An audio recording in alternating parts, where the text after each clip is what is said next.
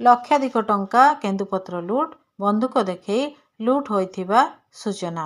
ସକ୍ରିୟ ହୋଇଛନ୍ତି କେନ୍ଦୁପତ୍ର ମାଫିଆ। ପୂର୍ବରୁ ଚୋରା ଲୁଚାରେ ଦଶପଲ୍ଲା ମାଳ ଅଞ୍ଚଳରୁ କେନ୍ଦୁପତ୍ର ଚୋରା ଚାଲାଣ କରୁଥିବା ବେଳେ ଏବେ ଆରମ୍ଭ ହୋଇଛି ଲୁଟ୍। ଦଶପଲ୍ଲା ବନ୍ୟାଞ୍ଚଳ ସକେଣି କେନ୍ଦୁପତ୍ର ଫଡ଼ିରେ ବଡ଼ ଧରଣର ଡକାୟତି ହୋଇଛି। ମାଫିଆମାନେ ବନ୍ଧୁକ ଦେଖାଇ ଲୁଟି ନେଲେ ବସ୍ତା ବସ୍ତା କେନ୍ଦୁପତ୍ର। ସରକାରଙ୍କ ପକ୍ଷରୁ କେନ୍ଦୁପତ୍ର ଫଡ଼ିରେ ପତ୍ର ବାନ୍ଧିବା ସହ ଭଲ ପତ୍ରଗୁଡ଼ିକୁ ବାଛି ରଖାଯାଇଥିଲା। ଏହି କାମରେ 8 ଜଣ ସଦସ୍ୟ ନିୟୋଜିତ ଥିବା ବେଳେ ହେଲେ ବିଳମ୍ବିତ ରାତିରେ ଏକ ପିକଅପ୍ ଭ୍ୟାନ୍ରେ ମୁଖା ପିନ୍ଧା 10 ଜଣ ଯୁବକ ଆସି ଫଡ଼ି ଭିତରେ ପଶିବା ସହ ବନ୍ଧୁକ ଦେଖାଇ କର୍ମଚାରୀମାନଙ୍କୁ ଏକ ଘରେ ବନ୍ଦ କରି ପତ୍ର ଫଡ଼ିରୁ ବସ୍ତା ବସ୍ତା ପତ୍ର, 2ଟି ମୋବାଇଲ ଫୋନ୍, କର୍ମଚାରୀଙ୍କ ଦରମା ଟଙ୍କା 7,000 ଲୁଟ୍ କରିଥିବାର କୁହାଯାଇଛି। ଦଶପଲ୍ଲାରୁ ବଳଭଦ୍ର କରଙ୍କ ରିପୋର୍ଟ, ଅନୁଧ୍ୟାନ ଟିଭି।